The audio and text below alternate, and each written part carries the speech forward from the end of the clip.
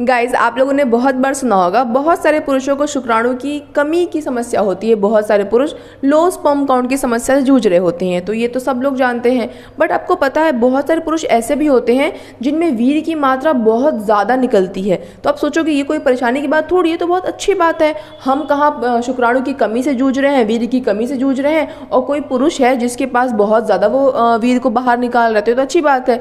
लेकिन मैं आपको बताना चाहती हूँ कि ये भी अच्छी बात नहीं होती। अगर कि कोई पुरुष जब वो इजैकुलेट करता है, जब वो अपने वीर्य को बाहर निकालता है, और अगर उसकी वीर्य की मात्रा बहुत ज़्यादा है, तो वो भी दिक्कत कारण बन सकती है। वो भी नपुंसकता, बांझपन भी ला सकती है पुरुषों में। अब आप सोचोगे ऐसा पॉसिबल कैसे है? जब वीर्य ज़्यादा है तो ये बांझपन क्यों, ये नपुंसकता क्यों? तो मैं आपको बताना चाहती हूँ, देखो, जब कोई इंसान, जब कोई पुरुष बाहर अपने वीर्य को निकालता है तो 3 ml से 5 ml तक का वीर्य बाहर निकालता है। मैं आपको एक मेजरिंग कैप का पिक्चर लगा दूंगी जिससे आपको अनुमान हो जाएगा। हालांकि आप लोग जानते होंगे कि 3 ml से 5 ml लगभग कितना होता है, बट फिर भी एक चेक करने के लिए कि 3 ml से 5 ml तक का वीर्य बाहर निकलता है।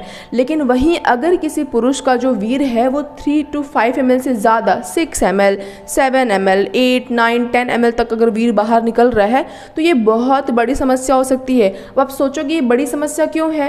तो ये बड़ी समस्या इसलिए है क्योंकि इसमें क्या होता है कि वीर्य और शुक्राणु दो अलग अलग चीज़ होती है। जब पुरुष बाहर अपने इजैकुलेट करता है तो बाहर जो पदार्थ निकलता है सफ़ेद रंग का, वो वीर्य होता है। उसमें शुक्राणु की मात्रा होती है। शुक्राणु की मात्रा के साथ साथ बाकी कुछ तरल पदार्थ होते हैं।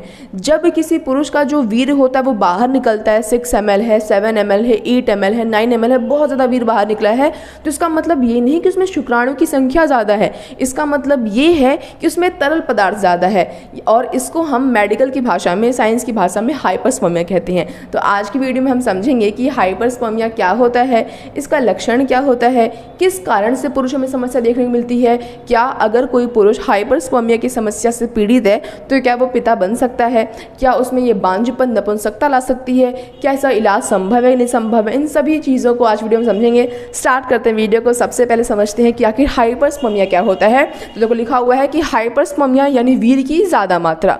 आमतौर पर वीर्य जो होता है वो 3 ml से 5 ml एक स्वस्थ पुरुष में बाहर निकलना चाहिए। लेकिन जब किसी पुरुष में वीर्य की मात्रा 5 ml से ज़्यादा निकले तो उस कंडीशन को हम हाइपरस्पर्मिया कहते हैं।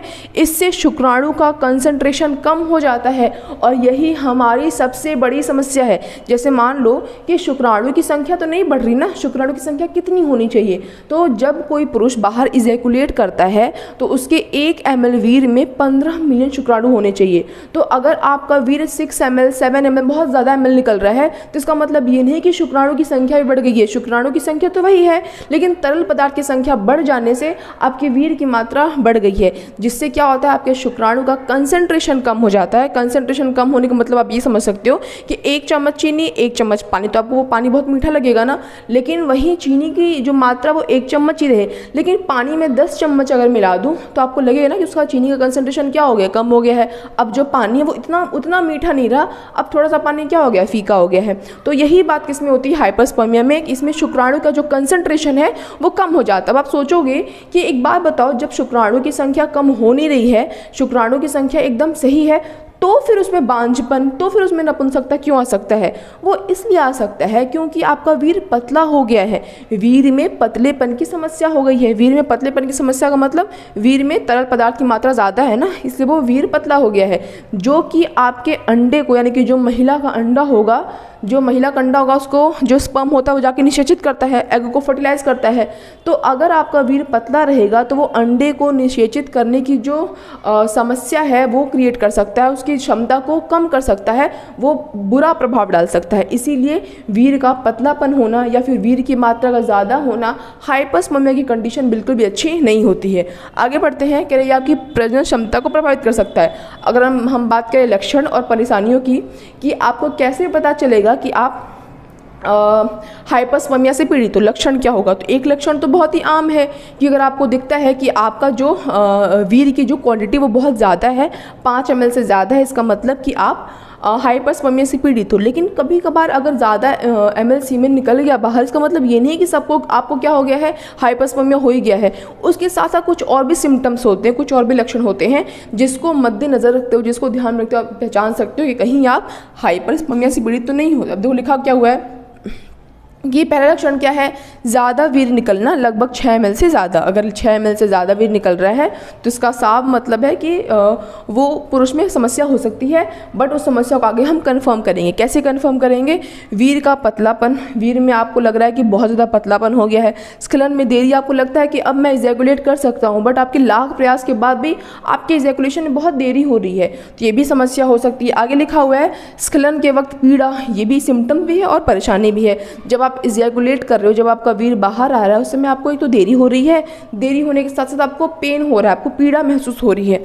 उसके साथ साथ लिंग का ज़्यादा लचीलापन, इसको आप इरेक्टाइल डिसफंक्शन में कह सकते हो, यानी कि जब आप हाइपरस्पर्मिया से पीड़ित होगे तो आपको उसके साथ इरेक्टाइल डिसफंक्शन की समस्या भी हो जाएगी, यानी आप इरेक्शन बनाने में असमर्थ हो जाओगे। ये भी सिम्टम भी होता है और परेशानी भी होती है।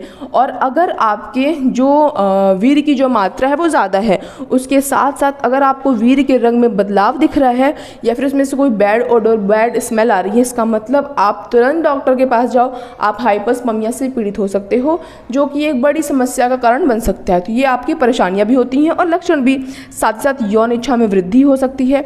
बहुत सारे लोग ऐसे होते हैं क्योंकि वो इरेक्टाइल डिसफंक्शन से पीड़ित भी हो गए तो यौन इच्छा में वृद्धि की बजाय वो घट भी जाती है, खत्म हो जाती है। तो ये दोनों चीज़ें देखने को मिलती हैं। साथ ही साथ लिंग में खिंचाव महसूस हो सकता है और ये अंडे के निषेचित करने की क्षमता को प्रभावित कर सकती है। मैंने आपको पहले बताया, क्योंकि वीर्य में तरल पदार्थ की मात्रा ज़्यादा है, शुक्राणु उतने ही है, तो कंसंट्रेशन को क्या कर दिया है, प्रभावित कर रहा है, जिससे कि वो अंडे को निषेचित करने की क्षमता जो है वो प्रभावित उसकी हो सकती है। आगे बात करें, ये बांझपन का कारण भी बन सकता है। तो बहुत सारे सिम्टम्स मैंने आपको बताए। अगर आपको ये सारे सिम्टम्स दिख रहे हैं, मतलब कि कोई वो इंसान हाइपरस्पर्मिया से पीड़ित हो सकता है, तो डॉक्टर के पास ज़रूर जाना चाहिए। आगे लिखा हुआ है कारण, कि आखिर कोई इंसान हाइपरस्पर्मिया से पीड़ित क्यों हो जाता है, किस कारण से उसके अंदर हाइपरस्पर्मिया जैसी भयंकर समस्या जन्म ले लेती है। तो एक तो सबसे बड़ा कारण होता है आपके अंदर जो हार्मोनल बदलाव होते हैं, उस कारण से हो सकता है। जब किसी पुरुष का जो टेस्टोस्टेरोन लेवल है उसमें गड़बड़ होती है तो जो शुक्राणु की संख्या होती है, जो वीर्य की मात्रा होती है, इनमें बदलाव हो जाता है। लेकिन अगर आप अपने टेस्टोस्टेरोन के स्तर पे या अपने हार्मोनल बैलेंस को मेंटेन करके चलो तो ये समस्या अगर उत्पन्न हुई भी है तो वो टेम्परेरी, अगर उत्पन्न हुई भी है तो वो ठीक हो जाती है, परमानेंट नहीं होती। बट अगर कुछ और भी कारण है तो ये समस्या इतनी आसानी से ठीक नहीं होती है। कारण में लिखा हुआ है कि medicine for better sex performance, बहुत सारे लोग अपने परफॉर्मेंस से सेटिस्फाइड नहीं होते हैं, अपने परफॉर्मेंस को इंक्रीज़ करने के चक्कर में वो तमाम तरह की दवाएं खाते हैं, जिससे कि उनको लगता है कि उनका जो परफॉर्मेंस है वो इंक्रीज़ हो जाएगा, जिसके चलते जो वीर्य की मात्रा होती है वो बहुत ज़्यादा निकलती है, वीर्य में पतलेपन की समस्या आ जाती है। आगे लिखा हुआ है यौन क्रियाकलापों के बीच लंबा अंतराल, अगर आप बहुत लंबे लंबे समय पे कुछ भी सेक्सुअल एक्टिविटी करते हो तो उससे भी क्या हो जाता है, कभी कभार वीर्य की मात्रा जो होती है वो ज़्यादा हो जाती है, लेकिन ये टेम्परेरी होता है, ये अपने आप वापस से ठीक हो जाता है। फिर आगे कह रहा है कि साइड इफेक्ट्स ऑफ सब मेडिसिन, कुछ ऐसी दवाइयाँ ले रहे हैं जिसका ये साइड इफेक्ट हो सकता है। स्टेरॉइड का उपयोग की वजह से भी क्या हो सकता है, आपको हाइपरस्पर्मिया की समस्या हो सकती है। अब इस टॉपिक से रिलेटेड कुछ प्रश्न होते हैं जो कि आमतौर पर लोगों के मन में आते हैं। वो प्रश्न क्या क्या है? सबसे पहला प्रश्न कि क्या गर्भधारण हो सकता है अगर कोई पुरुष हाइपरस्पर्मिया से पीड़ित है, तो क्या वो अपनी फीमेल पार्टनर को प्रेग्नेंट या फिर कंसीव कराने में हेल्प कर सकता है? तो उसका जवाब है चुनौतीपूर्ण हो सकता है। यानी कि ऐसा नहीं कि हर वो इंसान जो हाइपरस्पर्मिया से पीड़ित है वो कंसीव नहीं करा सकता, लेकिन हाँ मुश्किल होता है। हम ये भी नहीं कह सकते कि इम्पॉसिबल है, बट या मुश्किल होता है। और अगर डॉक्टर के इलाज के बाद भी पॉसिबल, मतलब सब कुछ ठीक नहीं हो पा रहा है, तो आपके पास एक लास्ट ऑप्शन IVF भी बचता है। ठीक है, उसके बाद क्या इलाज है? तो बिल्कुल इलाज है। आप सही समय पे जाओगे, अपने खान पान पे, अपनी जीवन शैली पर अच्छा काम करोगे तो इसका इलाज भी मुमकिन होता है।